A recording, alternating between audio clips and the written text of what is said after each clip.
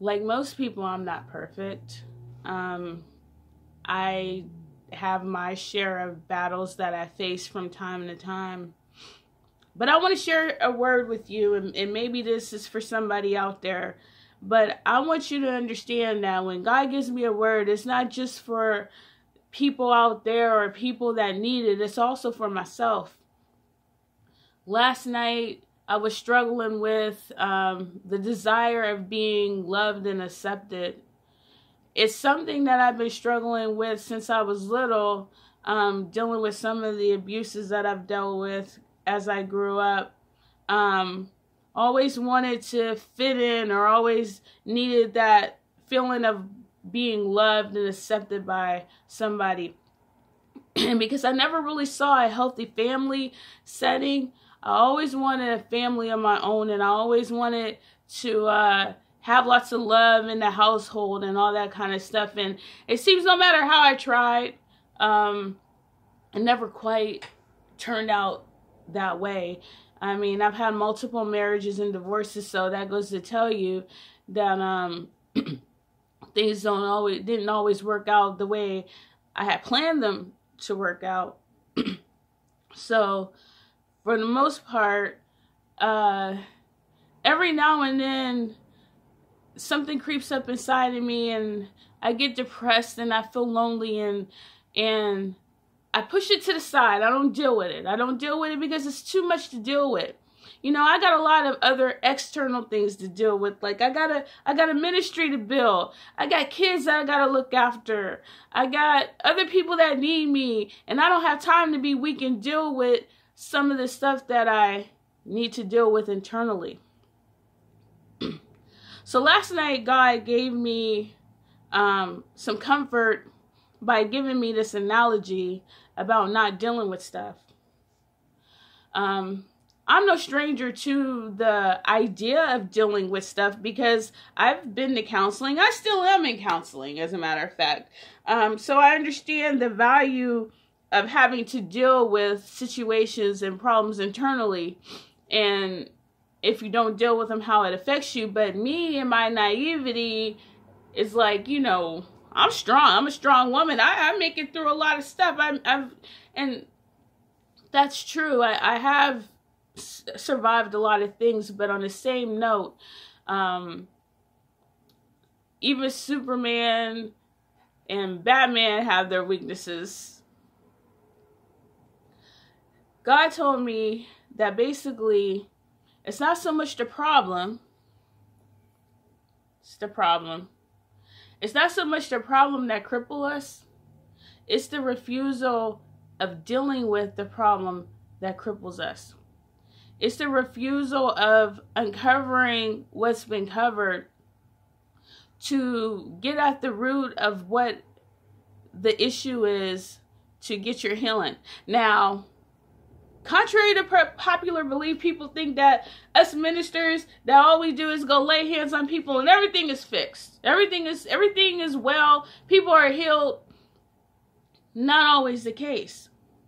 If you look in the Bible where people were healed either physically or mentally, Jesus didn't always put his hands on people. Sometimes people were responsible for their own healings, and it required them to have obedience in doing so.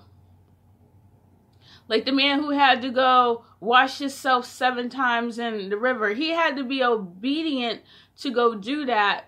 He was responsible for his healing, which took some sort of acceptance of an issue and then dealing with it. God gave me this analogy because I love candles. I have candles all in my house. And he's like, butterfly. That's God's nickname for me. He said, butterfly, this is what you're doing right now. It's not your problem. It's not your problem that's hurting you. It's the refusal of you dealing with the problem that's hurting you. The refusal of dealing with the situation. another person in the Bible had this similar situation. It was David. David had sons, one named Absalom and one named Amnon. And Amnon had a half-sister named Tamar, and he went and raped her. He raped Tamar. Tamar was distraught, told her brother Absalom, and Absalom was heated. He was angry. You know, I would be too. You raped my sister. Okay? Because Tamar was Absalom's sister. So David was aware about it. King David was aware about what was going on in his household, that one of his sons had raped, you know, his daughter. And he did absolutely nothing about it.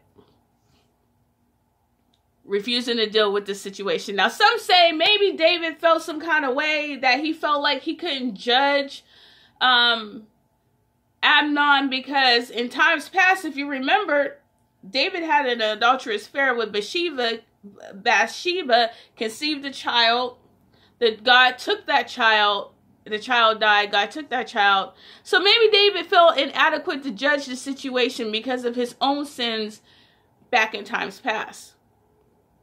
But even then, even when we have internal problems within ourselves, even when we struggle with stuff, even if we don't feel qualified enough because of things that happened in our past to deal with the present still needs to be dealt with. So David just turned a blind eye to it and didn't say anything and continued on with his kingly life. Meanwhile, Absalom is festering, and 3 years later, he gets his brother drunk and have him murdered. It spiraled into Absalom trying to overthrow David's throne and everything, and David fled his home because, again, he refused to deal with the situation. He stepped down from his kingship, left his home, and ran from his son. The equivalent of running from our situations and from our problems. When it was so much easier to just deal with it. I don't know who I'm talking to today. I know I'm talking to myself.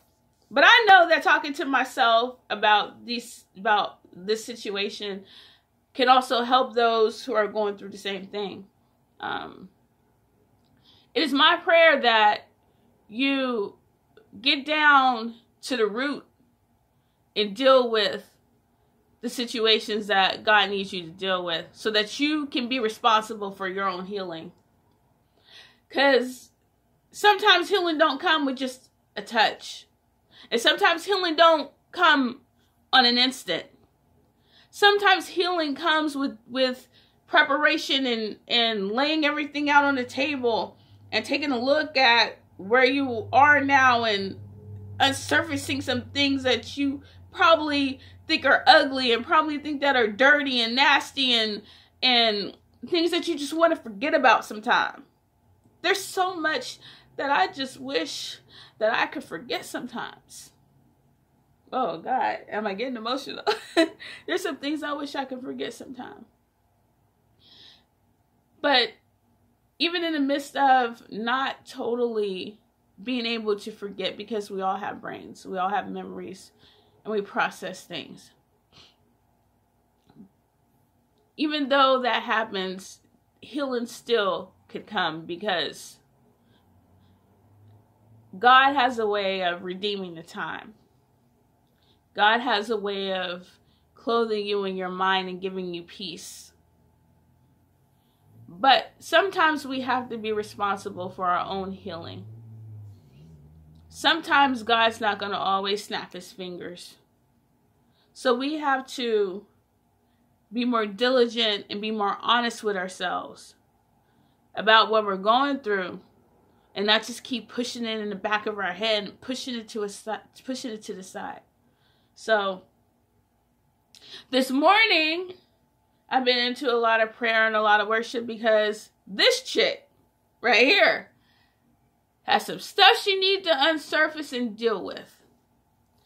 And my thing to deal with, being transparent, is just dealing with acceptance, love, and rejection. So I hope this helps somebody out there. Have a wonderful and blessed day. God be with you.